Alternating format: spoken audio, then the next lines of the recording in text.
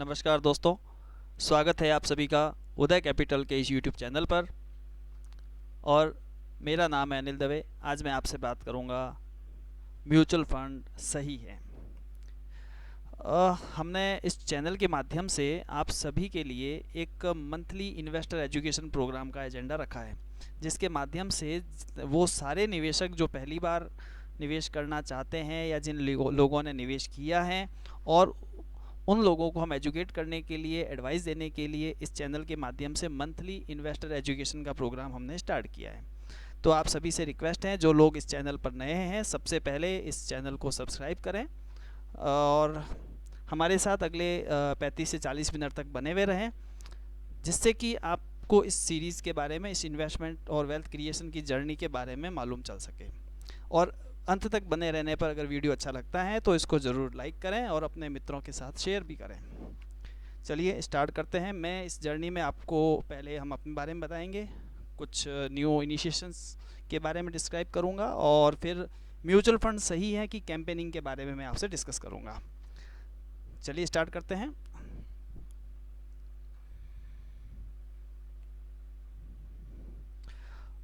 इस जर्नी के अंदर, वेल्थ क्रिएशन की जर्नी के अंदर, हम लोग आपसे एक रिक्वेस्ट करते हैं कि हम अपने आप से एक संकल्प लें। एक संकल्प क्या लें कि बी हेल्दी बी वेल्थी।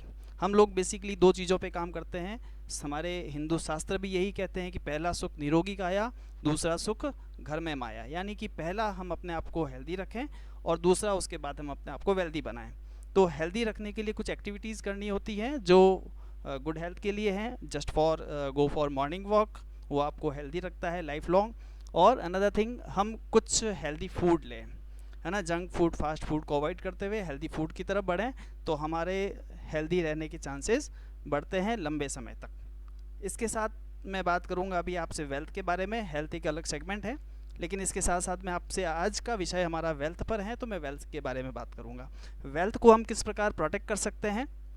तो वेल्थ को प्रोटेक्ट करने के लिए सबसे पहले हमें अपनी फैमिली को प्रोटेक्शन देना होता है टर्म इंश्योरेंस के माध्यम से। अनदर थिंग, हमारे पास एक हेल्थ इंश्योरेंस हो जो कि हमारी फैमिली को फाइनेंशियल प्रोटेक्शन दे पाता हो। हमारे पास एक फाइनेंशियल प्लान हो, एक रोड मैप हो, जिसके माध्यम से हम अपने फाइनेंशियल गोल्स को अचीव कर पाएँ। मैं क्या डिसीज़न लेता हूँ, मैं अपने आप से एक संकल्प करता हूँ कि मैं अपनी अच्छी हेल्थ रखूँगा, उसके लिए गुड मॉर्निंग वॉक पे जाऊँगा, मैं हेल्दी फूड लूँगा, मैं अपने फैमिली को प्रोटेक्शन करने के लिए एक टर्म इंश्योरेंस लेता हूँ, मैं अपने फैमिली को प्रोटेक्शन करने के लिए एक हेल्थ इंश्योरेंस लेता हूँ, अपना फाइनेंशियल प्लान बनाता हूँ और उसके अकॉर्डिंग इन्वेस्टमेंट करता हूँ। और इसके साथ ही साथ मैं भारत की इकोनॉमी के अंदर भी कंट्रीब्यूट करूँगा, अप्रत्यक्ष रूप से प्रत्यक्ष रूप से देश की सेवा करूँगा। वृक्ष लगाऊंगा, पानी की सुरक्षा करूंगा, पानी को बचाऊंगा, प्रकृति की सुरक्षा करूंगा। इस संकल्प को दोहराते हुए हम अपने जर्नी को आगे बढ़ाते हैं। हम अपने बारे में ज़रा सा बताएं। मेरा नाम है उदय कैपिटल, मेरा नाम है Anil Dave, founder of Uday capital. हम लोग वेल्थ क्रिएशन जर्नी के अंदर वर्कआउट कर रहे हैं। हम अपने क्लाइंट का पोर्टफोलियो बनाते हैं, वेल्थ क्रिएट करते हैं और सिंपल तरीके से प्रोफेशनली एडवाइजरी के साथ में एक वेल्थ क्रिएशन का सॉल्यूशन देते हैं। 2002 से हम कॉरपोरेटेड हैं और MP association of mutual fund of India के साथ रिकॉग्नाइज्ड हैं। हम म्यूचुअल फंड और इन्वेस्टमेंट के जितने भी एवेन्यूज़ होते हैं, mutual fund, health insurance, term insurance, PA policies, critical illness policies, fixed deposits, portfolio management services, real estate, capital market, bonds इत्यादि जितने भी तरह के इन्वेस्टमेंट एवेन्यूज़ प्रोडक्ट्स होते हैं, उन सभी के अंदर डील करते हैं। हम लोग फाइनेंशियल प्लानिंग का सॉल्यूशन देते हैं, रिटायरमेंट प्लान का सॉल्यूशन देते हैं, टैक्स प्लानिंग का सॉल्यूशन देते हैं, child education plan, child marriage plan, estate planning. इस तरह से वेल्थ मैनेजमेंट के लिए बेस्ट सर्विसेज प्रोवाइड करते हैं। हमारे लिए सबसे बेस्ट ऑप्शन ये है, हम आप सभी को क्या प्रोवाइड करते हैं, हम डिजिटली इन्वेस्टमेंट सॉल्यूशन देते हैं। सारा का सारा काम पेपरलेस और डिजिटली प्रोवाइड करते हैं।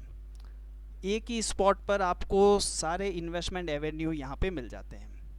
सिंगल स्पॉट पे आपको सारी चीज़ें मिल जाएगी, कहीं और जाने की ज़रूरत नहीं पड़ेगी। तो जहाँ से आपको best goal based investment solutions मिलते हैं। वेल्थ क्रिएशन के लिए हम आपको टाइम टाइम पे एजुकेट करते हैं, एजुकेशन प्रोग्राम्स रखते हैं, इन्वेस्टमेंट के पोर्टफोलियो को हम आपको टाइम टाइम पे रिव्यू करते हैं। तो इस तरह से हमारे पास बहुत सारे एड ऑन फीचर्स हैं जिसकी वजह से आपको हमारे साथ बने रहना होता है। चलिए नेक्स्ट हम बात करते हैं, आप सभी का इन्वेस्टर एजुकेशन प्रोग्राम में स्वागत है जिसका नाम है म्यूचुअल फंड सही है। आज हम जानते हैं म्यूचुअल फंड क्या होता है। What is mutual fund? Mutual fund क्या है? म्यूचुअल फंड एक पूल ऑफ मनी है, एक ऐसा बास्केट है जिसके अंदर एक ही प्रकार के इन्वेस्टमेंट ऑब्जेक्टिव रखने वाले लोगों का पैसा कलेक्ट किया जाता है। यानी कि यहाँ पे आप देख रहे हैं ये इन्वेस्टर्स हैं। इन्वेस्टर्स यहाँ पे एक पूल ऑफ मनी के अंदर एक जैसे विचार रखने वाले लोग अपना पैसा रखते हैं और वो पैसा यहाँ पे म्यूचुअल फंड के पास फंड मैनेजर्स होते हैं। ये फंड मैनेजर्स आपके उस पैसे को सिक्योरिटीज़ में इन्वेस्ट करते हैं। सिक्योरिटीज़ इक्विटी की हो सकती है, डेट मार्केट की हो सकती है, गोल्ड की हो सकती है, एनी काइंड ऑफ सिक्योरिटीज़ में इन्वेस्ट करते हैं as per your investment objective. वो पैसा वहाँ इन्वेस्ट करके रिटर्न जनरेट करते हैं। ये जो रिटर्न जनरेट होता है ये रिटर्न पास थ्रू किया जाता है इन्वेस्टर्स को, यानी कि आपके द्वारा दिया हुआ पैसा फंड मैनेजर के पास आता है। फंड मैनेजर उन पैसे को सिक्योरिटीज़ में इन्वेस्ट करता है। सिक्योरिटीज़ क्या हो सकती है? इक्विटी हो सकती है, बॉन्ड हो सकते हैं, मनी मार्केट हो सकता है, एनी अदर सिक्योरिटीज़ होती है। वहाँ से रिटर्न जनरेट करते हैं और रिटर्न जनरेट करने के बाद ये फंड इन्वेस्टर्स को प्रोवाइड किया जाता है। तो that is a way of mutual fund, pool of money है। Why invest in mutual fund? Mutual fund में हमें क्यों पैसा लगाना चाहिए, हम इसको समझते हैं। म्यूचुअल फंड एक ऐसा वे है जहाँ पे आपको सबसे बेस्ट डाइवर्सिफिकेशन मिलता है। Mutual fund have a broad market exposure. Market के अंदर बेस्ट डाइवर्सिफिकेशन होता है यहाँ पे म्यूचुअल फंड के रूट से। आपने अगर 100 रुपये का इन्वेस्टमेंट किया है तो 100 रुपये के इन्वेस्टमेंट को यहाँ पे 10 अलग अलग बास्केट में डाल दिया जाता है। तो डाइवर्सिफिकेशन एक एडवांटेज है यहाँ का, जिसकी वजह से म्यूचुअल फंड में आपका पैसा होना बहुत ज़रूरी है।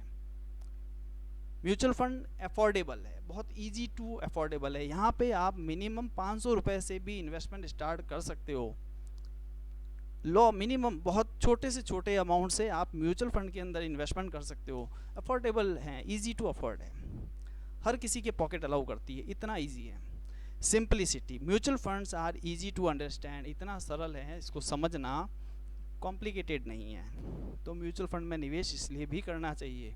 म्यूचुअल फंड में फ्लेक्सिबिलिटी एक बहुत बड़ा एडवांटेज है। Mutual fund have several uses and applications, कई तरह की फ्लेक्सिबिलिटी यहाँ पे अवेलेबल है एज पर योर रिक्वायरमेंट। आप जितना चाहें उतना पैसा इन्वेस्ट कर सकते हैं, जब चाहें तब पैसा विड्रॉ कर सकते हैं, जितने समय के लिए रखना चाहें उतने समय के लिए रख सकते हैं। जिस तरह की एसेट क्लास आपको चाहिए उस तरह की एसेट क्लास में आप पैसा रख सकते हो। तो म्यूचुअल फंड बहुत बड़ी रेंज, बहुत सारे प्रोडक्ट अवेलेबल करवाता है फ्लेक्सिबिलिटी के साथ में। यहाँ पे कहीं बाउंड्री और आप उसमें बंद नहीं रहे हैं। जिस तरह की रिक्वायरमेंट आपकी है उस तरह का प्रोडक्ट म्यूचुअल फंड के अंदर अवेलेबल होता है। तो फ्लेक्सिबिलिटी बहुत बड़ा एडवांटेज होता है। यदि हम कोई बड़ा पैसा इन्वेस्ट करते हैं और फ्लेक्सिबिलिटी नहीं होती है तो हमारा पैसा वहाँ पे उलझ जाता है, फंस जाता है, निकाल नहीं पाते हैं। तो म्यूचुअल फंड आपको फ्लेक्सिबिलिटी देता है। Mutual fund easy to buy है, इसको खरीदना बहुत आसान है, फिंगर टिप्स पे है। खरीदना ही उतना आसान है और बेचना भी उतना आसान है। वैराइटीज़ ऑफ इन्वेस्टमेंट आपको अगर मिलेंगे तो वो सिर्फ और सिर्फ म्यूचुअल फंड में मिलेंगे। यहाँ पर आप 1 दिन के लिए इन्वेस्टमेंट कर सकते हैं, यहाँ पे आप 3 महीने के लिए निवेश कर सकते हैं, यहाँ पे 2 साल के लिए निवेश कर सकते हैं, यहाँ 5 साल के लिए निवेश कर सकते हैं, यहाँ 20 साल और 30 साल के लिए भी निवेश कर सकते हैं। यहाँ पर आप सेफ साइड के इन्वेस्टमेंट में निवेश कर सकते हैं, सेफ्टी के साथ में आपको पैसा रिटर्न मिलता है, जहाँ पे आप कम रिस्क, आप ज़्यादा रिस्क लेके ज़्यादा रिटर्न कमाने के लिए लॉन्ग टर्म के लिए इक्विटी में इन्वेस्ट कर सकते हैं। यहाँ जितने भी तरह के सेक्टर्स होते हैं, आप सेक्टर में पैसा इन्वेस्ट कर सकते हैं, इंडिया के बाहर की मार्केट में पैसा इन्वेस्ट कर सकते हैं, गोल्ड में पैसा लगा सकते हैं। तो वैराइटीज़ ऑफ इन्वेस्टमेंट्स आपको म्यूचुअल फंड में देखने को मिलती है। तो हमारा पैसा इसलिए म्यूचुअल फंड में होना चाहिए। यहाँ पे एक्सपेंसेस बहुत कम होते हैं। Mutual fund can cost less to manage than other portfolio types. तो यहाँ पे एक्सपेंसेस बहुत कम है। जब एक्सपेंसेस कम हैं तो फ़ायदा ज़्यादा है, मुनाफा ज़्यादा है। आपका पैसा इसलिए भी म्यूचुअल फंड में होना चाहिए। प्रोफेशनल मैनेजमेंट एकमात्र ऐसा इंस्टीट्यूट है जहाँ पे 100 रुपये लगाने वाले का पैसा भी प्रोफेशनल मैनेजमेंट के रूट से इन्वेस्ट किया जाएगा, और 1 करोड़ रुपए लगाने वाले का भी पैसा प्रोफेशनल मैनेजमेंट के रूट से इन्वेस्ट किया जाता है। यानी कि सभी इन्वेस्टर्स का पैसा प्रोफेशनल रिसर्च होने के बाद, एनालिसिस होने के बाद, एक बहुत मैनेजमेंट टीम के द्वारा आपके पैसे को मैनेज किया जाता है। यानी कि आपका पैसा सेफ हाथों में होता है, जहाँ से वेल्थ बनना तय है। तो आपका पैसा म्यूचुअल फंड में इसलिए भी इन्वेस्ट होना चाहिए। चलिए next, what is different between the saving and investment. बहुत सिंपल है। हम भारत देश में रहते हैं और यहाँ पे इस देश की विशेषता ये है कि पूरे विश्व में सबसे ज़्यादा बचत अगर होती है तो वो भारत में होती है, और उसके बावजूद भी आज हम सेविंग और इन्वेस्टमेंट को समझ रहे हैं। एक सेविंग और इन्वेस्टमेंट के बीच में एक डिफरेंस है, उस डिफरेंस को हम समझते हैं। तो सेविंग जो है वो एक बचत है। बचत यानी कि कलेक्शन ऑफ मनी। एक मैं गुल्लक बनाता हूँ इस तरह का जो आप यहाँ पे देख रहे हैं। इस गुल्लक के अंदर मैं पैसे इकट्ठे करना स्टार्ट करता हूँ, हर महीने पॉकेट मनी इसमें लगाता हूँ, 5 साल तक रखता हूँ, 10 साल तक इन्वेस्टेड रखता हूँ, और 10 साल के बाद पैसा निकालता हूँ तो मुझे लगभग उतना ही पैसा मिलेगा जितना पैसा मैंने 10 साल के अंदर उस गुल्लक के अंदर रखा है। और दूसरा मैं ये भी कह सकता हूँ कि जितना पैसा उस गुल्लक में रखा है मुझे उससे भी कम पैसा मिलने वाला है। तो that is called a saving. Collection of money is called a saving. अब दूसरी तरफ लेते हैं इन्वेस्टमेंट, जो इमेज के साथ ही समझ में आ रहा है, जहाँ पर आपका पैसा ग्रो करता है, ग्रोथ लेता है। मनी मेक्स अ मनी, पैसे से पैसा बनता है। जहाँ पर पैसा मल्टीप्लाई होता है, आप पैसा कमाते हो, उसके साथ साथ आपका पैसा भी पैसा कमा रहा होता है। तो ये कैसे पॉसिबल होता है? ये पॉसिबल होता है वे ऑफ इन्वेस्टमेंट। जब आप इन्वेस्ट करते हैं, किसी एसेट्स को बाय करते हैं, जैसे stocks, bonds, mutual fund, real estates इत्यादि, यदि आप किसी एसेट्स में इन्वेस्ट करते हैं तो वो एसेट्स मल्टीपल होती हैं, वो आपके लिए पैसा कमाती है। तो that is called a investment. Saving is collection of money, investment that grows the money, money makes the money, right. Next आगे बढ़ते हैं हम। How to save. हमने ये जान लिया कि बचत और निवेश में क्या फ़र्क है, म्यूचुअल फंड क्यों ज़रूरी है, म्यूचुअल फंड क्या होता है। अब हमें ये समझना है कि हाउ टू सेव, बचत किस प्रकार से की जाए। जबकि भारत एक ऐसा देश है जहाँ विश्व की सबसे ज़्यादा बचत होती है, लेकिन उसके बावजूद भी कुछ ना कुछ प्रॉब्लम है। तो हम यहाँ पे समझते हैं कि what is the old pattern of investment. पुरानी पद्धति से किस प्रकार निवेश किया जाता था। एक फार्मूला मैंने यहाँ पे लिखा है। पहला फार्मूला ये कहता है कि एक महीने में जो हमारी इनकम आती है, उस इनकम में से हम एक्सपेंडिचर्स निकालते हैं, जो हमारे घर के खर्चे होते हैं वो सारे निकालते हैं। उसके बाद जो पैसा बच जाता है, उस बचे हुए पैसे को हम सेविंग में लगाते हैं या इन्वेस्टमेंट में लगाते हैं। This is a old pattern of investment. अभी कुछ चीज़ें चेंज करनी होती है, चेंज करनी होती नहीं है, चेंज हो जाती है। तो चेंज क्या हुआ है, अभी एक नया पैटर्न आ गया है। आप नए पैटर्न को समझो। नया पैटर्न ये है कि अभी हम जितना भी पैसा कमाते हैं इनकम, उस इनकम में से पहले हमें क्या निकालना है, आप अपना सेविंग और इन्वेस्टमेंट का पार्ट उसमें से निकालो। जब सेविंग और इन्वेस्टमेंट का पार्ट उसमें से निकल जाता है, उसके बाद जो अमाउंट बचता है उसको आप अपने मंथली हाउस होल्ड एक्सपेंसेस में खर्च करेंगे। तो ये आपका स्मार्ट इन्वेस्टमेंट होगा। अगर हम इस तरह से निवेश करते हैं, हाउ टू सेव जो हम समझना चाहते हैं, हम ओल्ड पैटर्न से न्यू पैटर्न की तरफ बढ़ते हैं, तो आपका वेल्दी बनना तय है। ये बहुत इंपॉर्टेंट थिंग्स हैं, आप इसको ज़रूर नोट करें, आप इसको लिखें, अपनों को समझें और अपनी लाइफ के अंदर इसको अप्लाई करें, तो आपके लिए वेल्दी बनना बहुत आसान हो जाएगा। तो न्यू पैटर्न को ऑप्ट करें। ज़माना बदल रहा है और निवेश का तरीका भी। डियर फ्रेंड्स, ये बहुत सामान्य बात है, देखते ही देखते चीज़ें बदल जाती है हमारे सामने से, लेकिन हम समझ नहीं पाते हैं। देखिए, हम इसमें कुछ इमेजेस रखी हैं, उसके माध्यम से समझने की कोशिश करते हैं। ये एक टेलीफोन का फ़ोटो है जो बहुत पुराने समय का है। उसके बाद टेलीफोन की दूसरी इमेज देखिए, ये शायद हमारे घरों में रही हुई है। ये फर्स्ट पैटर्न मैंने भी नहीं देखा है। ये टेलीफोन्स हमने देखे हैं। इसके बाद ये टेलीफोन्स और हैं, कुछ और चेंजेज आए हैं, यहाँ पे थोड़ा सा डिजिटल है अंदर कुछ, ठीक है ना। उसके बाद मोबाइल फ़ोन्स आ गए हैं। मोबाइल फ़ोन्स के बाद में अभी स्मार्टफोन आ गए हैं, और अभी इसके अंदर 3G 4G 5G है ना। तो ये चेंजेस ऑफ द टेक्नोलॉजी, ज़माना बदलता है और ज़माने में टेक्नोलॉजी के साथ साथ प्रोडक्ट की टाइप्स बदल जाते हैं। आज लैंडलाइन फ़ोन कहीं नहीं देखने को मिलता है, हर जेब में एक स्मार्टफोन मिलता है। इसी तरह से टेलीविज़न को देखोगे आप, तो television black and white television हुआ करता था, फिर ये कलर टेलीविज़न की तरफ कन्वर्ट हुआ, और आज की डेट में स्मार्ट टेलीविज़न आ चुके हैं। LCD LED और स्मार्ट टीवी की तरफ हम चले गए हैं, और अभी भी अगर कोई नेक्स्ट टेक्नोलॉजी आती है तो we are ready to opt. इसी तरह से हम व्हीकल्स में जाएंगे, तो आप कार देखेंगे, तो जो एम्बेसडर फिएट कारें थी वो इस तरह से कुछ नेक्स्ट कारों में बदल गई, मारुति वगैरह। और इसको भी अगर हम आगे देखें तो लग्जरियस और सुपर लग्जरियस कारों की रेंज बाज़ार में आ चुकी है, और we are ready to buy, we are ready to have it. और हमारी ड्रीम कार भी अभी सुपर लग्जरियस कारों में, ड्रीम कार में नाम आता है। व्हीकल्स टू व्हीलर्स में देखेंगे, ये इस तरह के व्हीकल्स हैं। यहाँ पे क्या समझना चाहते हैं कि ज़माना बदल रहा है, हर चीज़ बदल रही है। आज हम छोटे से स्कूटर से चलकर बाइक पर आ गए हैं, और बाइक के अंदर बाइक नहीं चाहिए, बाइक के अंदर भी हमको 350 सीसी की बाइक चाहिए, 500 सीसी की बाइक चाहिए, यानी कि हायर टेक्नोलॉजी चाहिए। पहले हम बाइक के अंदर एवरेज की बात करते थे, आज हम बाइक के अंदर सीसी की बात करते हैं। ज़माना बदल गया है। क्या नहीं बदला है? तो वो एकमात्र नहीं बदला है निवेश का तरीका। हमें आवश्यकता है कि हम अपने निवेश के तरीकों को भी बदलें।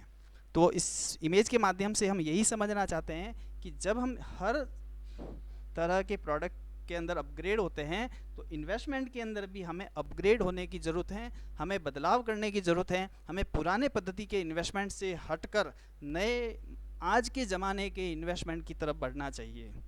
ठीक है, उसी को हम समझते हैं, आगे बढ़ते हैं।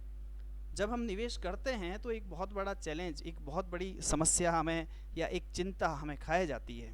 चिंता ये होती है कि हम जहाँ कहीं पैसा लगाएं तो कल को ऐसा नहीं हो कि जिस जगह पे, जिस इंस्टीट्यूट में जहाँ हम पैसा इन्वेस्ट कर रहे हैं उसके साथ कुछ दिक्कत हो जाए।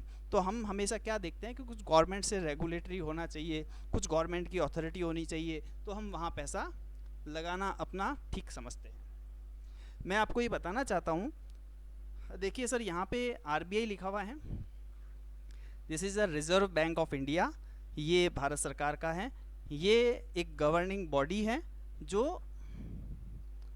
गवर्न करती है। किसको गवर्न करती है? बैंकिंग सेक्टर को। मतलब जितने भी प्रकार के बैंक हैं, चाहे वो प्राइवेट बैंक हो या PSU बैंक हो, इन दोनों के ऊपर एक गवर्नमेंट रेगुलेटरी बॉडी है जो इसको गवर्न करती है, वो रिजर्व बैंक ऑफ इंडिया है। अगर बैंक के साथ कोई प्रॉब्लम आती है तो उसको कंट्रोल करने के लिए RBI है। यानी कि इन्वेस्टर का पैसा बैंक के सेविंग अकाउंट में है या बैंक की FDs में है, और यहाँ पे कोई प्रॉब्लम आती है तो RBI विल टेक केयर। फिर नेक्स्ट आते हैं इंश्योरेंस सेक्टर के अंदर। इंश्योरेंस सेक्टर में बहुत सारी कंपनियां हैं, इसमें भी कुछ प्राइवेट कंपनियां हैं, कुछ पुरानी प्लेयर्स हैं। ठीक है, तो इन दोनों के साथ में अगर कोई चैलेंजेस आते हैं, कुछ प्रॉब्लम्स आती हैं, कोई कंपनी इंडस्ट्री से निकल जाती हैं या कोई और कंपनी मर्ज होती है तो इसकी रेस्पॉन्सिबिलिटी कौन लेता है, इनको लाइसेंस कौन देता है, इनकी रेगुलेटरी बॉडी कौन सी है, IRDA, insurance regulatory development authority.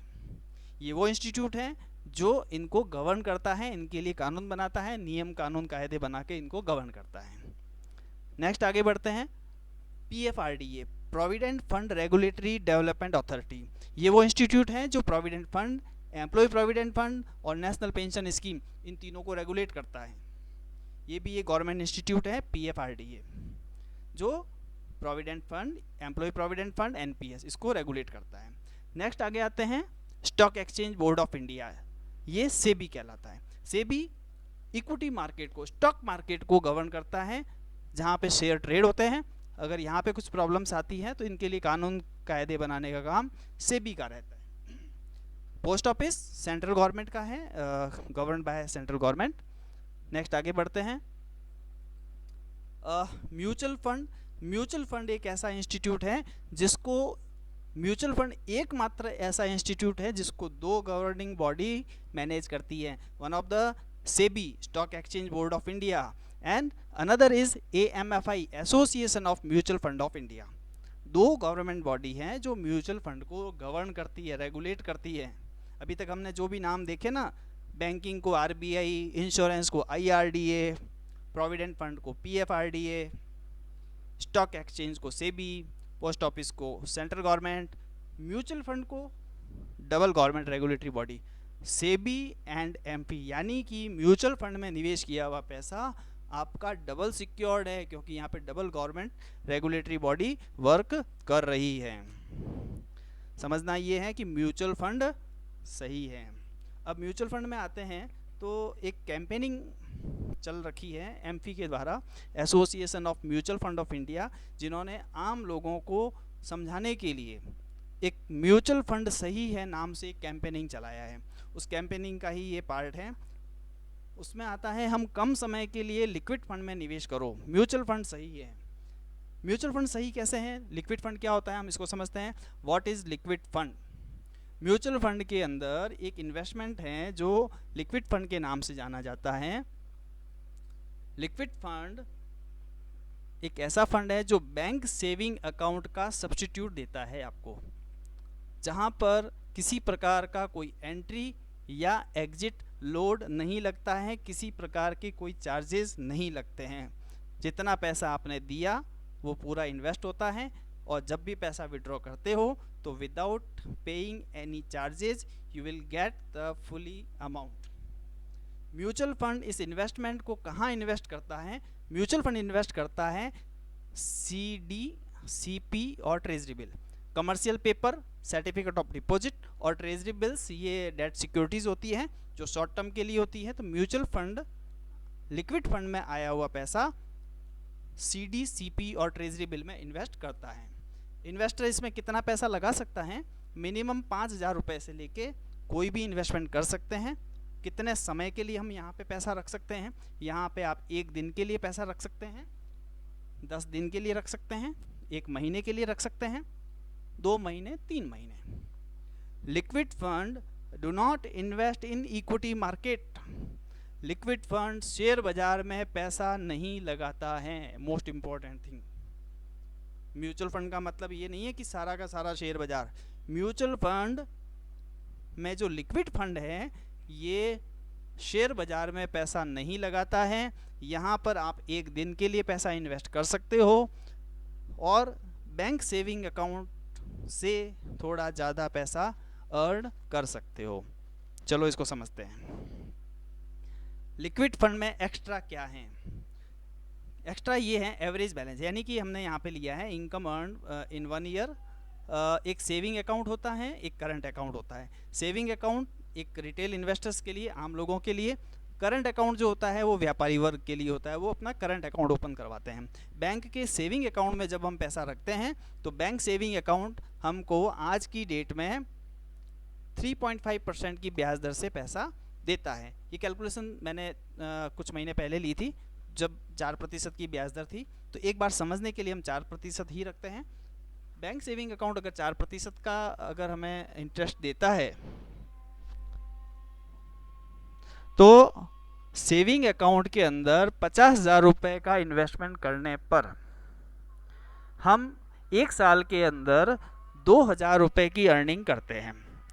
और लिक्विड फंड के अंदर हम यहाँ पे अर्न करते हैं 4,000 rupees.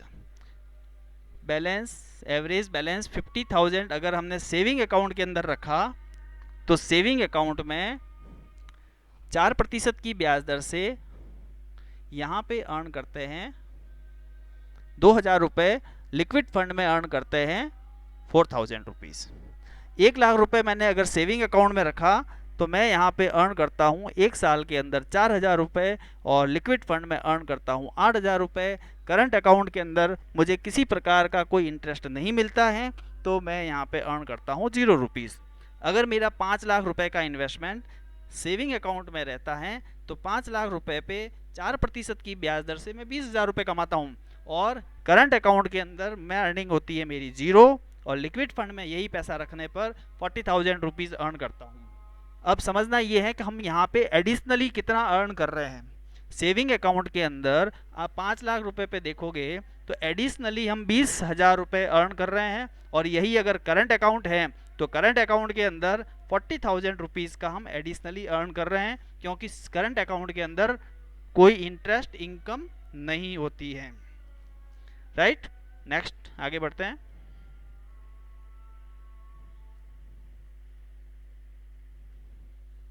Mutual fund invest in, mutual fund कहाँ पे निवेश करता है? म्यूचुअल फंड इन्वेस्ट इन सारे फंड शेयर्स मार्केट में निवेश नहीं करते। ये कैंपेनिंग है, म्यूचुअल फंड सही है एमपी की। तो म्यूचुअल फंड क्या कहता है? म्यूचुअल फंड कहाँ इन्वेस्ट करता है? ये इन्वेस्ट करता है इक्विटी में। इक्विटी मार्केट माने शेयर बाजार, और शेयर बाजार बना हुआ है लॉन्ग टर्म के लिए। लॉन्ग टर्म माने आपके जो फाइनेंशियल गोल्स हैं उसको पूरा करने के लिए जो टेन्योर है उस टेन्योर तक आपको इन्वेस्टेड रहना है, तो लॉन्ग टर्म है। लॉन्ग टर्म के लिए इक्विटी में इन्वेस्टमेंट। शॉर्ट टर्म के लिए इन्वेस्ट करते हैं तो वो होता है डेट फंड्स। डेट फंड के अंदर शॉर्ट टर्म के लिए इन्वेस्टमेंट होते हैं। यहाँ पे आप 1 दिन से लेके 2 साल, 3 साल, 5 साल तक के इन्वेस्टमेंट कर सकते हो, जहाँ पे आपको शॉर्ट टर्म के इन्वेस्टमेंट्स जो होते हैं उससे बेटर रिटर्न यहाँ पे आपको मिलते हैं। म्यूचुअल फंड के अंदर आप गोल्ड फंड में लगा सकते हो पैसा, तो वहाँ पर आपको जो मिलने वाले रिटर्न्स हैं वो इक्वलेंट टू गोल्ड में जितना रिटर्न आता है उतना रिटर्न्स आपको यहाँ पे गोल्ड फंड के अंदर मिल जाएगा। यहाँ पे आप रियल एस्टेट के अंदर पैसा लगा सकते हो। यहाँ पे आप शेयर सेक्टर फंड के अंदर पैसा लगा सकते हो, जैसे कि बैंकिंग सेक्टर हो गया, फार्मा सेक्टर हो गया, इंटरनेशनल मार्केट में पैसा लगा सकते हो। तो म्यूचुअल फंड एक वे है जिसके रूट से आप यूएस मार्केट में पैसा लगा सकते हो, यूके में पैसा लगा सकते हो, एमर्जिंग कंट्रीज़ के अंदर पैसा लगा सकते हो। तो there is a only way. Mutual fund एक ऐसा रास्ता है जिसके रास्ते से, जिस रूट से आपकी रिक्वायरमेंट के अनुसार equity, debt, gold, real estate sectors and international market, कई तरह के वे हैं जहां पे आप पैसा इन्वेस्ट कर सकते हो। चलिए next, type of mutual fund. Mutual fund में किस टाइप के इन्वेस्टमेंट्स होते हैं? म्यूचुअल फंड में 2 टाइप की कैटेगरी दी है, based on the maturity period और based on the investment objective. Investment objective में आपका इक्विटी फंड आते हैं जो लॉन्ग टर्म के लिए हैं, डेट फंड्स आते हैं जो शॉर्ट टर्म के लिए होते हैं, और हाइब्रिड फंड्स होते हैं जो बैलेंस कैटेगरी है। इसको यूँ समझो कि इक्विटी और डेट का मिक्स है, आधा पैसा इक्विटी में, आधा पैसा डेट में, उसके अंदर अलग अलग प्रतिशत बने हुए हैं, आप परसेंटेज के अकॉर्डिंग दोनों का मिक्सर है। तो अलग अलग स्कीम्स के अंदर, अलग अलग एमसी के अंदर ये अवेलेबल होता है। इक्विटी फंड में जाएंगे तो इंडेक्स फंड होते हैं, सेक्टर फंड होते हैं, टैक्स सेविंग फंड होते हैं, डाइवर्सिफाइड फंड होते हैं। डेट फंड में जाएंगे लिक्विड फंड होता है, गिल्ड फंड होते हैं, कॉर्पोरेट बॉन्ड्स फंड होते हैं, शॉर्ट टर्म मीडियम टर्म्स होते हैं, लॉन्ग टर्म फंड होते हैं, डायनेमिक बॉन्ड फंड होते हैं। हाइब्रिड फंड में जाएंगे तो वहाँ पे एमआईपीज होती हैं, फिक्स मैच्योरिटी प्लान होते हैं, कैपिटल एप्रिसिएशन प्लान्स होते हैं। तो बेस्ड ऑन इन्वेस्टमेंट ऑब्जेक्टिव ये हो गए। बेस्ड ऑन मैच्योरिटी पीरियड में जाएंगे तो मैच्योरिटी पीरियड में ओपन एंडेड फंड होते हैं और क्लोज एंडेड फंड होते हैं। ये एक बार बेसिक मैंने दे दिया है। अलग अलग जो ये पॉइंट है, अलग अलग जो सब्जेक्ट हैं, इनके ऊपर मैं अलग से आपको वीडियो बना के मैं आपको शेयर करूँगा। तो हर एक विषय के ऊपर मैं अलग से डिस्क्राइब भी करूँगा, फिलहाल के लिए ये एक बार मोटा मोटा आपको मैंने बता दिया है। चलिए नेक्स्ट आगे बढ़ते हैं।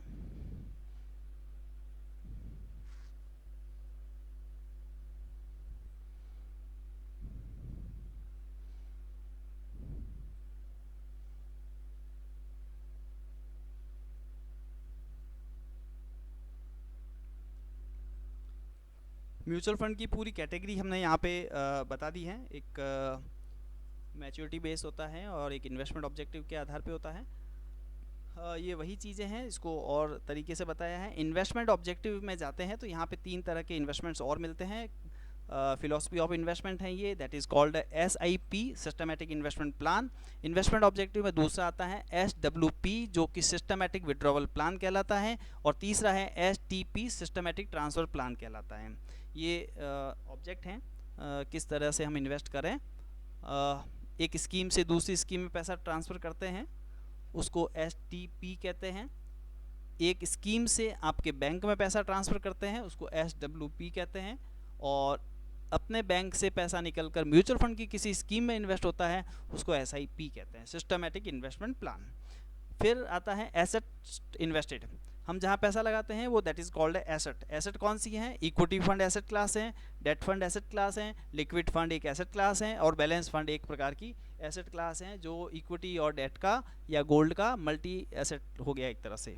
तीसरा आता है कैटेगरी ऑफ फंड स्कीम्स, एक ओपन एंडेड फंड होते हैं, एक क्लोज एंडेड फंड होते हैं। ओपन एंडेड फंड क्या होते हैं? एक ऐसा फंड जो हमेशा ही इन्वेस्टमेंट के लिए अवेलेबल है, विड्रॉ के लिए अवेलेबल है, आप कभी भी पैसा लगा सकते हो, कभी भी पैसा निकाल सकते हो, ठीक है। एक होता है क्लोज एंडेड, जिसमें एंट्री का पीरियड होता है, एग्जिट पीरियड एक टाइम के बाद होता है। यानी कि अगर किसी फंड के अंदर पैसा लगाया और वो 5 साल के बाद ओपन होता है, 5 साल तक के लिए लॉकिंग रहता है या 3 साल के लिए लॉकिंग रहता है, तो वह एक प्रकार का क्लोज एंडेड फंड होता है, जिसमें एंट्री करने के लिए एक टाइम होता है, उस टाइम पीरियड पे हम इन्वेस्ट कर सकते हैं, उसके बाद वो बंद हो जाता है, और एक टाइम के बाद उसकी जब मैच्योरिटी आती है तब उसमें से पैसा निकाल सकते हैं। इन बिटवीन हम पैसा ना तो निकाल सकेंगे और ना पैसा उसमें इन्वेस्ट कर सकते हैं, वो कहलाता है क्लोज एंडेड फंड, ठीक है।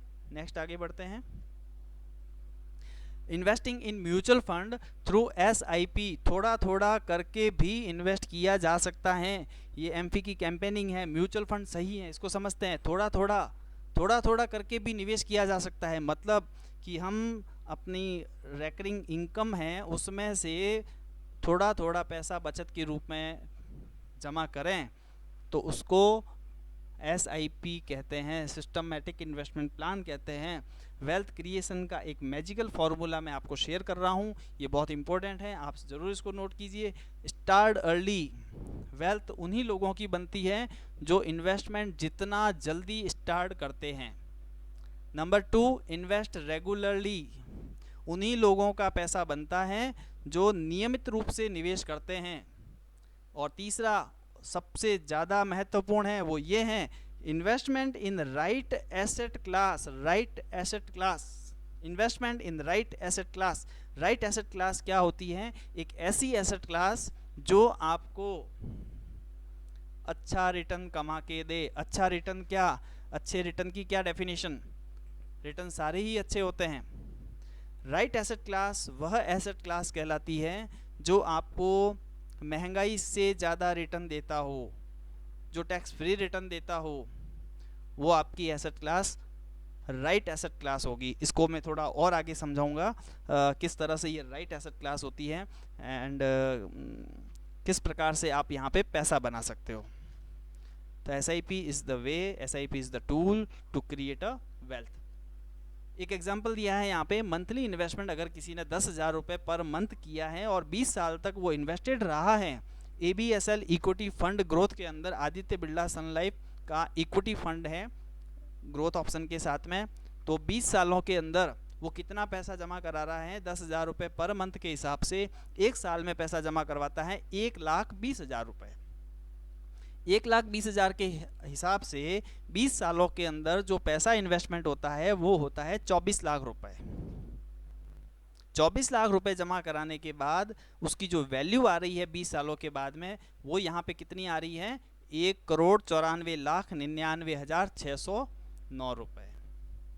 ये डेटा जो है वो 31 दिसंबर तक का है 2019। उसके बाद और अपडेट हो गया है तो कुछ और पैसा बढ़ा ही है इसके अंदर। फिलहाल ये 20 सालों का फिगर है। 20 सालों के अंदर 24 लाख रुपए जमा करके 1,94,00,000 2 करोड़ के आसपास पैसा बन गया है। ये है वेल्थ क्रिएशन का फॉर्मूला। पैसा किस प्रकार बनता है, अगर आपकी राइट एसेट क्लास है तो 2 करोड़ बनना भी बहुत आसान है। Invest in ELSS। ELSS क्या होता है? Equity link saving scheme. सिर्फ 500 रुपये से शुरुआत करनी है निवेश के लिए। अगर आप निवेश स्टार्ट करते हैं तो ELSS में पैसा लगाते हैं, 80C का टैक्स बेनिफिट मिलता है, वो ELSS कहलाता है, equity link saving scheme. ELSS is stand for equity link saving scheme. ELSS is basically diversified equity mutual fund. एक ऐसी स्कीम जो कि टैक्स सेविंग का बेनिफिट देती है, साथ ही साथ वेल्थ क्रिएशन का भी अपॉर्चुनिटी आपको अवेलेबल करवाती है। ELSS is one of the magical tool जो कि आपको ड्यूल एडवांटेज देती है। वेल्थ क्रिएशन के साथ साथ आपको 80C का टैक्स बेनिफिट देती है। शॉर्टेस्ट जो इन्वेस्टमेंट जो होते हैं 80C के, उसमें सबसे कम अवधि का निवेश है जो 3 साल के बाद में लॉकिंग से फ्री हो जाता है। जितने भी 80C के इन्वेस्टमेंट्स होते हैं वो सारे के सारे लॉन्ग टर्म के लिए लॉकिंग में होते हैं। तो ये ELSS एकमात्र ऐसा इन्वेस्टमेंट है जो 3 साल के बाद में लॉकिंग से फ्री हो जाता है। म्यूचुअल फंड के जो बेनिफिट्स हैं वो सारे के सारे बेनिफिट आपको ELSS में मिलते हैं, क्योंकि ये कुछ अलग नहीं है। एडिशनली 80C का बेनिफिट जुड़ गया इसके अंदर। इसके अंदर आप 500 रुपये से लेकर मिनिमम इन्वेस्टमेंट कर सकते हैं और मैक्सिमम कोई लिमिट नहीं है, आप जितना चाहें उतना निवेश कर सकते हैं। 80C के अंदर जो टैक्स बेनिफिट मिलता है वो 1,50,000 रुपये तक का बेनिफिट मिलता है। तो अगेन म्यूचुअल फंड सही है। नेक्स्ट आगे बढ़ते हैं। एक एग्जांपल और लिया है मैंने, monthly investment 10,000 per month for next 20 years. तो 10,000 रुपये अगर कोई हर महीने जमा करवाता है तो 10 सालों के अंदर जमा होते हैं 12 लाख रुपए, और 20 सालों में जमा होते हैं 24 लाख रुपए। 24 लाख रुपए जमा कराने के बाद 20वें साल में जो पैसा बना है वो बना है 1,50,16,992 रुपये, यानी कि 1.5 करोड़ के आसपास। 31 दिसंबर तक का ये फिगर्स हैं, यानी कि किस तरह से वेल्थ बनती है। ये जो प्रोडक्ट बता रहा हूँ ये डिविडेंड प्लान है जिसमें 80C का टैक्स बेनिफिट मिला है, उसके साथ साथ 24 लाख रुपए का इन्वेस्टमेंट करके 2 करोड़ की कॉर्पस बनाई है, पैसा बनाया है। नेक्स्ट आगे बढ़ते हैं। Convert your saving into investment. हमने सेविंग और इन्वेस्टमेंट को समझा था। तो सेविंग में क्या होता है? बचत होती है, कलेक्शन ऑफ मनी है। अगर हम कलेक्शन ऑफ मनी करते रहे तो वेल्थ कभी नहीं बनने वाली है। वेल्थ बनाने के लिए अपने सेविंग को इन्वेस्टमेंट में कन्वर्ट करना होगा। तो जब सेविंग को इन्वेस्टमेंट में कन्वर्ट करते हैं तो हम म्यूचुअल फंड की तरफ आते हैं। म्यूचुअल फंड सही है। म्यूचुअल फंड में कैसे इन्वेस्टमेंट होता है? आप मोबाइल के रूट से, मोबाइल एप्लीकेशन से, फ़ोन से कॉल एंड ट्रांजैक्ट कर सकते हैं। ये सारे ऑप्शंस हैं जहाँ पे न्यू एज इन्वेस्टमेंट्स हैं टेक्नोलॉजी के लिए। ओल्ड पैटर्न फॉर इन्वेस्टमेंट जो अभी पहले भी हमने थोड़ा समझा था। तो सबसे पहले ओल्ड पैटर्न में क्या आता है?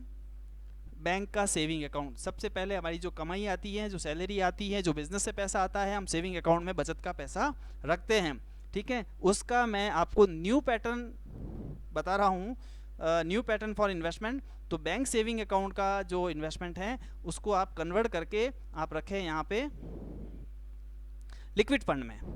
दूसरा, जो बैंक के एफडीज में हम पैसा रखते हैं, पीपीएफ में जो फंड हम इन्वेस्टेड रखते हैं, उस पैसे का जो ओल्ड पैटर्न है, उस ओल्ड पैटर्न को मैं न्यू पैटर्न की तरफ लेके जाऊं तो वहाँ पे हमें मिलता है डेट फंड्स और एसआईपीज, जहाँ पे आप अपना पैसा इन्वेस्ट कर सकते हैं। फिर आते हैं यहाँ पे पोस्ट ऑफिस के इन्वेस्टमेंट्स, गोल्ड इन्वेस्टमेंट और एटीसी के इंश्योरेंस के इन्वेस्टमेंट। इन सभी को मैं नए इन्वेस्टमेंट की तरफ लेके जाऊं तो पोस्ट ऑफिस में जो इन्वेस्टमेंट हम एसआईपी रेकरिंग के रूप में जो कर रहे थे वो यहाँ पे हमें एसआईपी के रूप में मिल जाएगा, यहाँ पे एसडब्ल्यूपी के रूप में मिल जाएगा। जो हम फिजिकल गोल्ड खरीदते आए हैं उसका नया सब्सटीट्यूट हमें मिल रहा है गोल्ड फंड के रूप में, गोल्ड ईटीएफ के रूप में, गोल्ड एक्सचेंज ट्रेडेड फंड्स जो एक्सचेंज पर ट्रेड होते हैं। एटीसी के जो इन्वेस्टमेंट टूल हैं उसकी जगह पे यहाँ पे हमें मिलता है ELSS ATC का प्रोडक्ट। तो यहाँ पे हमारे पास न्यू इन्वेस्टमेंट टूल्स आ चुके हैं, ज़माना बदल रहा है और हमें निवेश के तरीकों को भी बदलना है। तो मैं आपको एक वे दे रहा हूँ, एक रास्ता दिखा रहा हूँ कि हमें पुराने जो ओल्ड पैटर्न को ट्रांसफ़र करके किस तरह से नए पैटर्न की तरफ मूव करते हैं, तो हमें किस तरह से मल्टीपल बेनिफिट्स होते हैं विद सेफ्टी। नेक्स्ट आगे बढ़ते हैं। जो भी हम इन्वेस्टमेंट करते हैं उस इन्वेस्टमेंट को हम किस तरह से एग्जीक्यूट करते हैं। एक इसको हमने गोल बेस्ड प्लानिंग का नाम दिया है। प्लानिंग लॉन्ग टर्म करनी हो या शॉर्ट टर्म करनी हो, म्यूचुअल फंड सही है। मींस क्या हुआ, अगर हमें लॉन्ग टर्म के लिए पैसा लगाना है तो लॉन्ग टर्म हम पैसा लगाते ही क्यों हैं, तो हमारे पास कुछ कारण होना चाहिए। तो what is the reason? Reason ये है, सबसे पहला कारण है कि मैं अपना पैसा अपने खुद के रिटायरमेंट के लिए, अपनी खुद की पेंशन के लिए इकट्ठा करके रखूं। That is called a retirement planning. तो ये मेरा लॉन्ग टर्म हो गया। मैं अगर 30 की एज में हूँ अभी, तो मुझे अगले 30 साल के बाद जब मैं 60 का हो जाऊँगा तो मेरे पास एक रिटायरमेंट कॉर्पस की रिक्वायरमेंट होने वाली है, तो मुझे उसके लिए पैसा बनाना है। तो ये लॉन्ग टर्म गोल हो गया। मैं अपने बच्चे की एजुकेशन के लिए प्लानिंग कर रहा हूँ, उसकी एजुकेशन के लिए फ़ंड इकट्ठा करना चाहता हूँ, बच्चे की मैरिज के लिए पैसा इकट्ठा करना चाहता हूँ। तो that is called also for long term goal based planning. Invest करते समय हमें ये मालूम होना चाहिए कि ये पैसा मुझे किस जगह पे और कब काम में लेना है। तो ये जो मेजर मैंने 2-3 गोल्स लिखे हैं, ये सारे लॉन्ग टर्म गोल्स हैं। फिर आते हैं शॉर्ट टर्म गोल्स के लिए। शॉर्ट टर्म गोल्स के अंदर एक इमरजेंसी फंड होता है, जो आप इमीडिएट कंटीजेंसी जो रिक्वायरमेंट होती है उसको पूरा करने के लिए जो हम बैंक के सेविंग अकाउंट में पैसा रखते हैं वो यहाँ पे रख सकते हैं। तो शॉर्ट टर्म गोल्स हो गया। ये 3 महीने से लेके 6 महीने तक का हो सकता है। ये एक कार खरीदनी है 6 महीने बाद, 1 साल बाद, तो उसके लिए पैसा इकट्ठा करना है, तो कहाँ रखेंगे हम। तो शॉर्ट टर्म गोल्स के लिए भी आप अपना पैसा यहाँ पे म्यूचुअल फंड में निवेश कर सकते हो। 2 साल के बाद होम रिनोवेशन करवाना है, अगले साल मेरे को कुछ कंस्ट्रक्शन करवाना है ना, कुछ बच्चे की एजुकेशन की फ़ीस भरनी है 3 साल के बाद, तो ये सारे शॉर्ट टर्म के गोल्स हो गए। तो शॉर्ट टर्म गोल्स का पैसा जो है वो भी आप म्यूचुअल फंड के अंदर इन्वेस्ट कर सकते हैं, रख सकते हैं।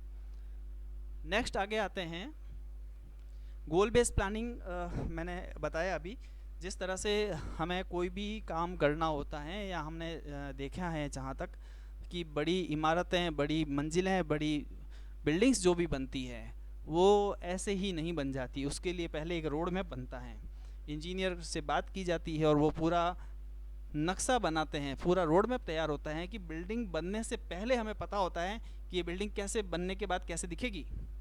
तो ये कहलाती है प्लानिंग। अगर मुझे वर्ल्ड टूर पे जाना है तो मैं सीधा थैला उठा के रवाना नहीं होता हूँ। मैं अपने ट्रिप एडवाइज़र से, अपने ट्रैवल एडवाइज़र से बात करता हूँ और उसको 2 चीज़ें देता हूँ। मेरे पास ये समय है और मेरे पास ये पैसा है, उसके साथ मुझे कितनी लोकेशन को विज़िट करवाओगे, उसके आधार पे वो मेरा ट्रिप प्लान करता है कि सर हम आपको इतने पैसों के अंदर इतने टाइम के लिए इन स्पॉट को विज़िट करवा पाएंगे। तो प्लानिंग का बहुत बड़ा रोल होता है, हम हर जगह प्लानिंग करते हैं। तो निवेश के अंदर भी आप जो प्लान करते हैं that is called goal based plan. आपको गोल करके ही अपना इन्वेस्टमेंट करना चाहिए जो एडवाइजेबल है। नेक्स्ट आगे बढ़ते हैं, गोल बेस्ड प्लानिंग म्यूचुअल फंड में या हमारी लाइफ में गोल्स क्या क्या हो सकते हैं।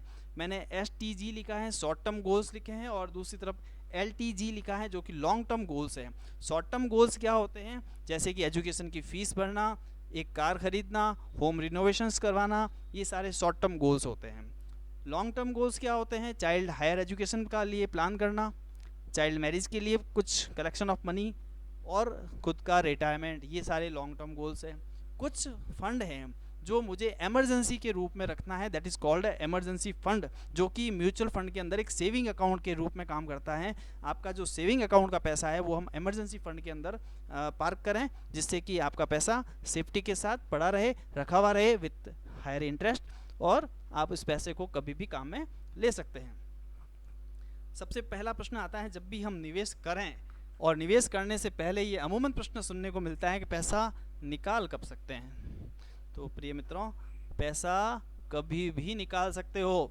निवेश, इसके लिए एक ही कंडीशन है कि वो पहले निवेश होना चाहिए। तो आप सभी से रिक्वेस्ट है, आप अपना इन्वेस्टमेंट पोर्टफोलियो म्यूचुअल फंड के साथ बनाएं, और निकालने के लिए तो कभी भी निकाल सकते हो। Any time you can withdraw your money from the investment portfolio. Mutual fund किसके लिए है? म्यूचुअल फंड सभी के लिए हैं, युवाओं के लिए हैं, बड़ों के लिए हैं, बूढ़ों के लिए हैं।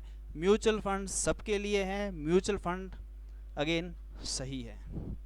निवेश जब करते हैं तो निवेश जब सबके लिए सही है, और हम बात कर रहे हैं एनिमी ऑफ वेल्थ, इन्वेस्टमेंट को करने से पहले हमें इन्वेस्टमेंट के दुश्मनों के बारे में जानना बहुत ज़रूरी होता है। तो मैं आपको बताने वाला हूँ कि वेल्थ के एनिमी कौन है। जब हमें एनिमी के बारे में मालूम होता है, अपने दुश्मनों के बारे में मालूम होता है, तो हमारी जीत तय होती है। हमें दुश्मनों के बिहेवियर के बारे में मालूम होता है तो हमारी विक्ट्री हमारे हाथ में है। तो मैं आपको आपकी विक्ट्री बताने वाला हूँ, क्योंकि आपकी भी जीत अब हासिल आपको हो गई है, क्योंकि अब आप जानने वाले हो कि एनिमी ऑफ वेल्थ क्या है।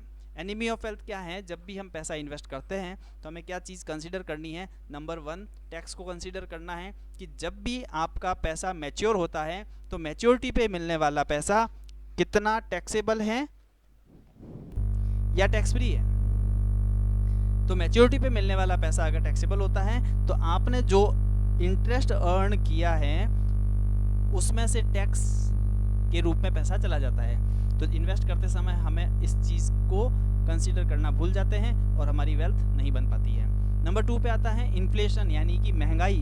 महंगाई एक ऐसा साइलेंट किलर है जो आपके पैसे को खा जाता है, जो कि एक एनिमी की, एक दुश्मन की विशेषता होती है। दुश्मन की विशेषता ही यही होती है कि वो छुप के वार करता है, हिडन किल करता है, और टैक्स भी उसी का पार्ट है जो इन्वेस्ट करते समय हमें दिखाई नहीं देता है लेकिन वो होता है। इन्फ्लेशन भी इसी तरह का हिस्सा है।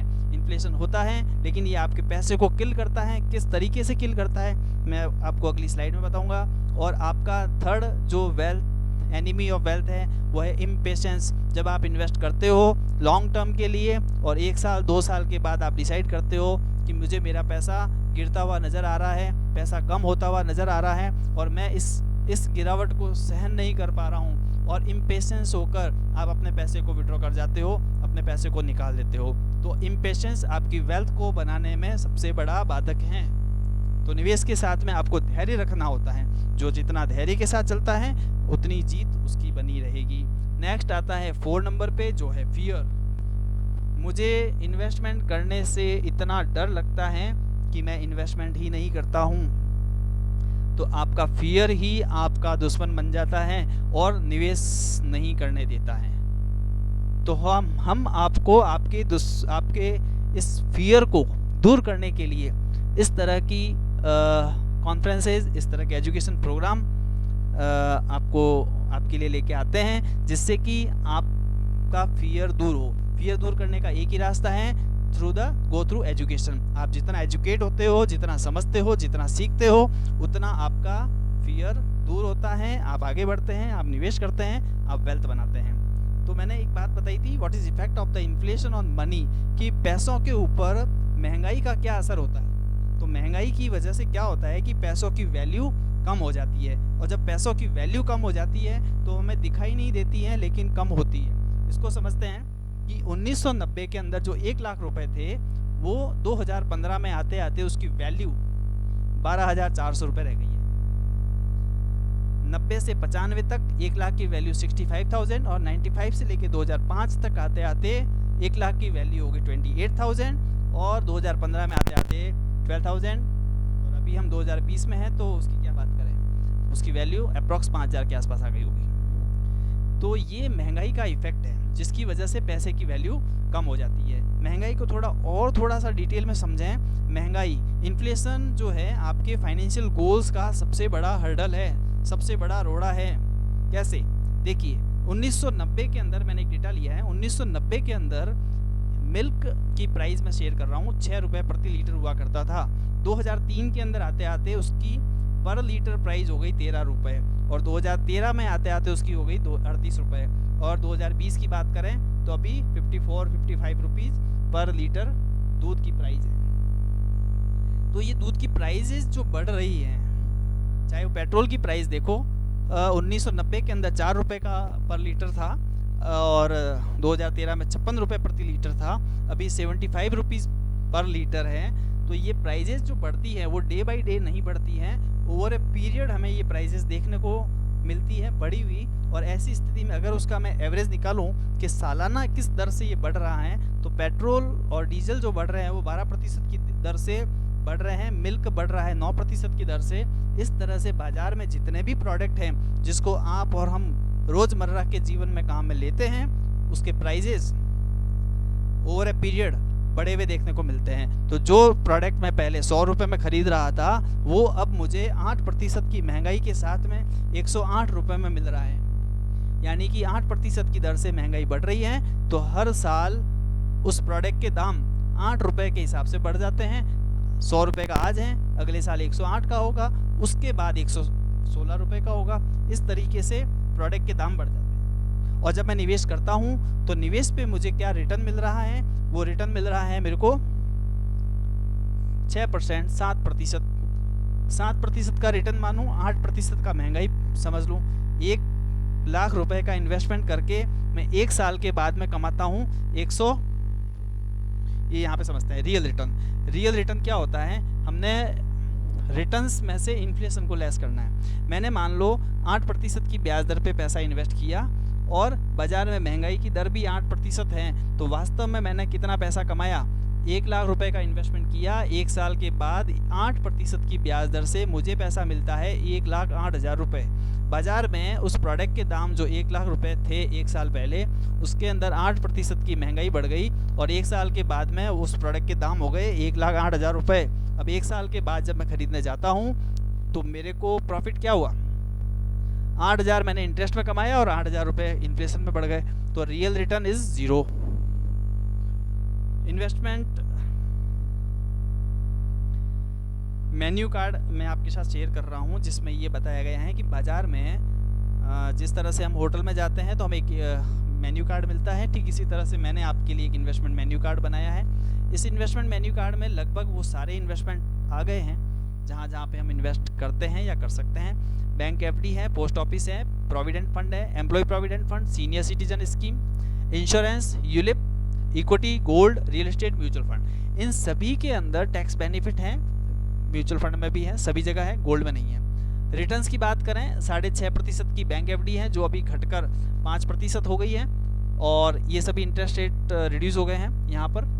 और इन सभी के आगे लिखा हुआ है ड्यूरेशन, कौन सा इन्वेस्टमेंट कितने ड्यूरेशन के लिए है, शॉर्ट टर्म के लिए है या लॉन्ग टर्म के लिए। मोस्ट ऑफ द प्रोडक्ट देखेंगे तो हमें यहाँ पे लॉन्ग टर्म का देखने को मिलता है। और रिटर्न्स यहाँ पे हमें एक तो 15% म्यूचुअल फंड में मिल रहा है, रियल एस्टेट और इक्विटी में मिल रहा है, गोल्ड में मिल रहा है, ठीक है ना। तो इन सभी को अगर मैं रियल रिटर्न के साथ निकालूं तो मेरा रियल रिटर्न कितना है, तो मुझे क्या करना है, उसके अंदर एक इन्फ्लेशन को एडजस्ट करना है। सॉरी, रिटर्न्स जो अर्न कर रहा हूँ, जो मैंने अभी एक स्लाइड में बताया था, रिटर्न माइनस इन्फ्लेशन। तो रिटर्न्स में से मैं इन्फ्लेशन को माइनस करता हूँ और फिर जो पैसा बचेगा वो मेरा रियल रिटर्न कहलाएगा। अगर मैंने 7% की महंगाई ली तो 6.5% का रिटर्न है, और इसमें से 7% को माइनस करता हूँ तो माइनस 0.5% आता है जो नेगेटिव रिटर्न है। 7% का अगर मैं 7.1% की अगर पोस्ट ऑफिस के अर्निंग है और मैं 7% का इन्फ्लेशन लेता हूँ, तो मैंने कुछ नहीं किया है। ये जो भी रिटर्न्स आप देख रहे हो इसमें से मैंने 7% को माइनस किया है। अब आप कितना पैसा कमा रहे हो वो यहाँ पे रियल रिटर्न के अंदर देखने को मिलता है। इस रियल रिटर्न के ऊपर आपका टैक्स लायबिलिटी भी बनता है, तो जो वो भी समझने वाला विषय है कि इसको टैक्स भी एडजस्ट किया जाए, उसके बाद कितना पैसा अर्निंग होती है, तो that is also real return. आगे बढ़ते हैं। निवेश में हमें क्या करना है, निवेश में हमें फाइनेंशियल प्लान बनाना है। एक फाइनेंशियल प्लान के बारे में डिस्कस करते हैं। फाइनेंशियल प्लान कैसे बनाना है, इसके लिए सबसे पहले क्या करना होता है, जो वेल्थ क्रिएशन का फॉर्मूला है, स्टार्ट अर्ली का क्या बेनिफिट है। हम यहाँ पे 2 व्यक्ति लिखते हैं, एक पर्सन है जिसका नाम है राम और दूसरा व्यक्ति है जिसका नाम है श्याम। राम 25 साल की उम्र में इन्वेस्टमेंट स्टार्ट करता है 5,000 रुपये के मंथली इन्वेस्टमेंट के साथ में, जो SIP में पैसा लगाता है, और 60 साल की उम्र में रिटायर्ड होता है, यानी कि अगले 35 साल तक वो इन्वेस्टेड रहता है। उसने 5,000 रुपये मंथली के हिसाब से 35 सालों के अंदर 21 लाख रुपए का निवेश किया कुल, और 21 लाख रुपए का निवेश करके वो 60 साल की उम्र में पैसे अर्न करता है 5,71,00,000 रुपए।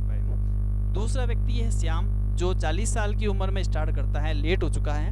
तो लेट हो चुका है तो बंदा बोलता है कि भाई मैं पैसा ज़्यादा लगाऊंगा, 10,000 रुपये इन्वेस्ट करूंगा, हर महीने 10,000 रुपये इन्वेस्ट करता है। उसके पास समय कम है, वो 20 साल के लिए इन्वेस्ट करता है, फिर वही 60 साल की उम्र में ये भी रिटायर्ड होता है। तो 20 साल तक इन्वेस्ट किया उसने 10,000 रुपये महीने के हिसाब से, तो 20 सालों में पैसा दिया 24 लाख रुपए।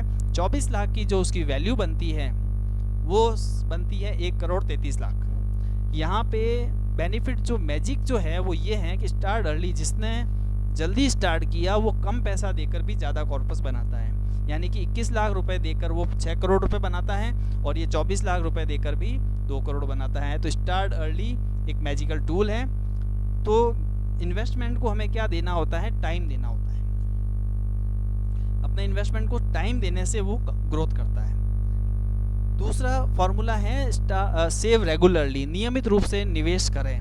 नियमित रूप से निवेश करने के क्या बेनिफिट होते हैं? एसआईपी के अंदर आपकी रिस्क जो है, रिस्क वो रिड्यूस हो जाती है, कम हो जाती है। दूसरे बेनिफिट क्या है?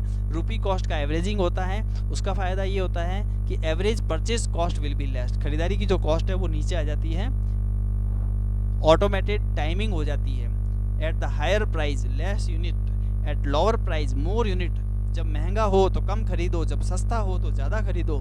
ये नियम बना है और हम इसी नियम को हर जगह अप्लाई करते हैं, लागू करते हैं और उसका बेनिफिट लेते हैं। सिर्फ इन्वेस्टमेंट में नहीं ले पाते हैं, तो उसको मैं यहाँ पे एक्सप्लेन कर रहा चढ़ते हुए बाजार में हमें number of units come purchase करनी होती है और गिरते हुए बाजार में ज़्यादा करनी होती है। तो ये दोनों काम आपके एसआईपी के अंदर मैजिकली रूप से हो जाते हैं।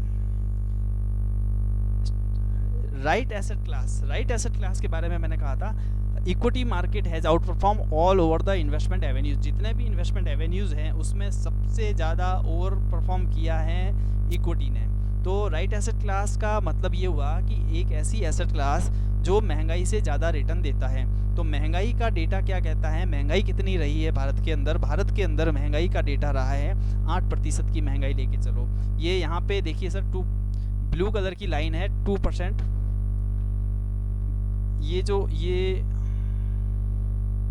ये है इन्फ्लेशन 6.7, पहली रेड लाइन। और गोल्ड के जो रिटर्न है ये दिए हुए हैं यहाँ पे 8.8, सिल्वर के रिटर्न 8.6, ये है 8.8 बैंक डिपॉजिट के रिटर्न, कोऑपरेटिव डिपॉजिट्स के रिटर्न है 9.8 और ये सेंसेक्स के रिटर्न है 15.9। इन सभी के अंदर क्या किया गया है? जो इन्फ्लेशन है 6.7, 8.8 माइनस 6.7 उसको लेस कर दिया गया है। तो रियल रिटर्न क्या होता है? Return minus inflation. तो रियल रिटर्न पड़ा ये गोल्ड का 2%, सिल्वर का पड़ा 1.8, बैंक डिपॉजिट का पड़ा 2% और कंपनी डिपॉजिट का पड़ा 3% और सेंसेक्स का रिटर्न रहा है 8.6। तो हाईएस्ट रिटर्न किसने दिया है? हाईएस्ट रिटर्न दिया है सेंसेक्स ने अगेंस्ट द इन्फ्लेशन को बीट करते हुए। ठीक है, इसके आगे देखें यहाँ पे इन्फ्लेशन और सेंसेक्स। तो ये सेंसेक्स के रिटर्न है। अलग अलग एसेट क्लास दिखाई हुई है यहाँ पे, गोल्ड, सिल्वर, बैंक डिपॉजिट। और वहाँ पे अगर किसी ने 1,000 रुपये का इन्वेस्टमेंट किया है तो उसकी वैल्यू कितनी बनती है वो यहाँ पे लिखी हुई है। 1981 से लेके 2015 तक का डेटा लिया है ये। अगर किसी ने 1981 में 1,000 रुपये लगाए होते सेंसेक्स के अंदर तो 2015 तक आते आते उसकी वैल्यू हो जाती 1,28,000 रुपये। म्यूचुअल फंड के अंदर बहुत सारी बेनिफिट्स होते हैं, लिक्विडिटी, ट्रांसपेरेंसी, कन्वीनियंट, रिस्क को कम करना, ये बहुत सारी चीज़ें लॉन्ग टर्म हॉराइजन के पर्पज से बने हुए होते हैं। रिस्क एडजस्टेड रिटर्न्स मिलते हैं आपको। तो always mutual fund is always सही है हम सभी के लिए। टाइम टू प्लान, अभी हमें प्लान करने की आवश्यकता है सभी के लिए। म्यूचुअल फंड हर व्यक्ति के लिए है, कम समय के लिए है, लंबे समय के लिए है, लॉन्ग टर्म की प्लानिंग करनी है, शॉर्ट टर्म की प्लानिंग करनी है। 500 रुपये से निवेश करना है, पैसा एक दिन के लिए रखना है, पैसा कभी भी निकाल सकते हो। एनी फाइनेंशियल प्लान बनाना है, म्यूचुअल फंड ऑलवेज सही है। नेक्स्ट, कुछ जनरल क्वेश्चंस हमारे पास आए हैं, उसमें मैं ले लेता हूँ। Why are mutual fund subject to market risk? ये एक डिस्क्लेमर है, निवेश करने से पहले सबको आगाह किया जाता है। तो आगाह करना एक गुड हैबिट है, ठीक है ना। इसका मतलब ये नहीं है कि यहाँ पे रिस्क है। हम किसी ऑटो में सफ़र करते हैं तो उसमें लिखा हुआ होता है कि सामान की जिम्मेवारी यात्री पर होगी। इसका मतलब ये नहीं है कि उस ऑटो में चोरियां ज़्यादा होती हैं। इसका मतलब ये है कि ऑटो के अंदर एक डिस्क्लेमर दिया हुआ है कि आप अपने सामान की जिम्मेवारी आप स्वयं रखेंगे। तो ठीक इसी प्रकार से एकमात्र म्यूचुअल फंड एक ऐसी इंडस्ट्री है जहाँ पर निवेश करने से पहले आपको ये आगाह किया जाता है, आपको ये समझाया जाता है, आपको ये बताया जाता है कि mutual fund are subject to market risk. Mutual fund market risk के अधीन हैं। Are mutual fund safe? Yes, mutual fund are safe. Next question है, are mutual fund safer than stocks? क्या स्टॉक्स ज़्यादा रिस्की हैं या mutual fund? Obviously mutual fund are more safest rather than stocks. Stocks में आप 100 रुपये लेके जाओगे, एक कंपनी का एक शेयर खरीदोगे। यहाँ पे 100 रुपये लेके आओगे तो 50 कंपनियों के शेयर मिलेंगे आपको, तो रिस्क कम हो गई, तो रिटर्न्स भी अच्छे हो गए। How long should you hold a mutual fund? में कितने समय के लिए होल्ड कर सकते हैं? आप जितना चाहो, आपकी प्लानिंग क्या है, आपको कितने समय के बाद पैसों की ज़रूरत है, उतने समय के लिए आप यहाँ पे होल्ड कर सकते हो। आप एक दिन के लिए भी पैसा लगा सकते हो, लॉन्ग टर्म के लिए भी पैसा लगा सकते हो। How much should I invest in mutual fund? कितना पैसा लगा सकते हो? आप यहाँ पे 500 रुपये भी लगा सकते हो और अधिकतम आप अपनी लिमिट के अनुसार कितना भी पैसा लगा सकते हैं। How do mutual funds make money? किस प्रकार से म्यूचुअल फंड पैसा बनाता है? Mutual fund pool of money है, जो मैंने स्टार्टिंग स्लाइड में लिया था। पैसा कलेक्ट करता है, फंड मैनेजर उसको सिक्योरिटीज़ में इन्वेस्ट करता है, वहाँ से रिटर्न जनरेट होते हैं और रिटर्न्स इन्वेस्टर के हैंड में आते हैं। इस प्रकार म्यूचुअल फंड पैसा बनाता है और ये पैसा आपके हैंड में ट्रांसफ़र कर दिया जाता है। Do mutual fund have a compounded interest? Yes, mutual fund is the only investment avenues which conducted A compounded interest. Mutual fund में हाई रिस्क और लो रिस्क होती है। यस, म्यूचुअल फंड में हाई रिस्क के product हैं, low risk के भी product हैं।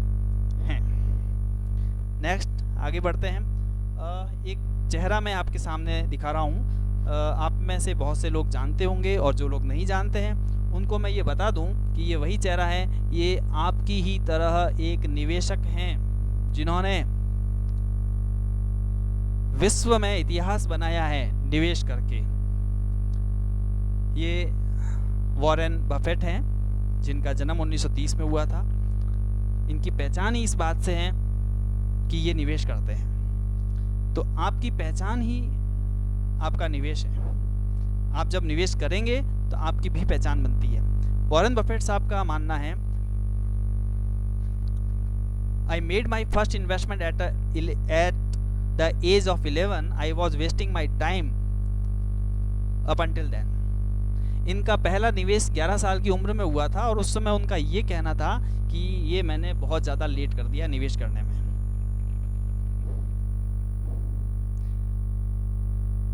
वॉरेन बफेट साहब एक सक्सेसफुल इन्वेस्टर हैं और जब कोई सक्सेसफुल इन्वेस्टर कोई बात कहता है तो वो बहुत अनुभव के साथ कही जाती है। और अनुभव के अंदर क्या चीज़ जुड़ी हुई होती है, जितने भी अनुभव का हिस्सा होता है वो बैड एक्सपीरियंस जो होता है वो अनुभव कहलाता है। तो उनका ये कहना है, be fearful when others are greedy and greedy when others are fearful. जब लोग भयभीत हो, डरे हुए हो बाजार से,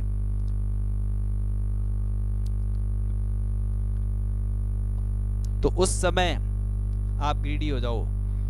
जब be fearful when others are greedy, जब दूसरे लोग ग्रीडी हो, लालच में हो, पैसा निवेश कर रहे हैं, बाजार तेजी में चल रहा है, हर व्यक्ति भागा जा रहा है पैसा लगाने के लिए, बी फियरफुल, उस समय आप शांत होकर चुपचाप डर के बैठ जाओ। और उस समय ग्रीडी हो जाओ जब बाजार में फियरफुल का माहौल होता है। Someone is sitting in the shade today because someone planted a tree long time ago. आज कोई अगर छांव में बैठा है तो वो इसलिए क्योंकि किसी ने एक वृक्ष लगाया था। अगर मेरे पास आज पेंशन आ रही है तो इसका मतलब मैंने कभी इन्वेस्टमेंट किया था अपने रिटायरमेंट के लिए। तो जो मैं पेंशन का पैसा ले रहा हूँ, तो आप भी अपने पेंशन के लिए एक पौधा लगाएं इन्वेस्टमेंट का, जो आपको आपके रिटायरमेंट एज के समय एक हेल्दी फ्रूट दे पाए। वॉरेन बफेट साहब एक रूल्स बनाया है, उनका रूल्स ये है।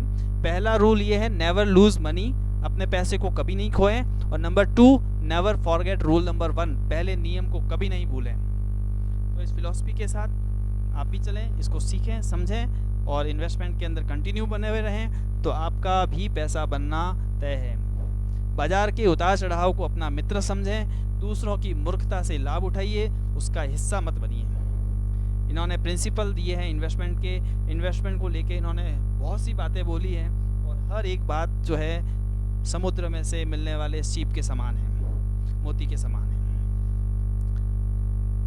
वॉरेन बफेट साहब कहते हैं यदि आप उन चीज़ों को खरीदते हैं जिसकी आपको ज़रूरत नहीं है तो जल्द ही आपको उन चीज़ों को भी बेचना पड़ेगा जिसकी आपको ज़रूरत है। वॉरेन बफेट साहब ने अर्निंग पे, स्पेंडिंग पे, on saving, on taking risk, on investment, on expenditures पे बहुत सी बातें कही हैं। इनके बारे में जितना कहा जाए, जितना सुना जाए, जितना समझा जाए उतना कम है और वेल्थ बनाने के लिए एक मैसेज ही बहुत है, long term planning, goal based planning और म्यूचुअल फंड सही है। कैसे? With the right advisor, mutual fund always सही है।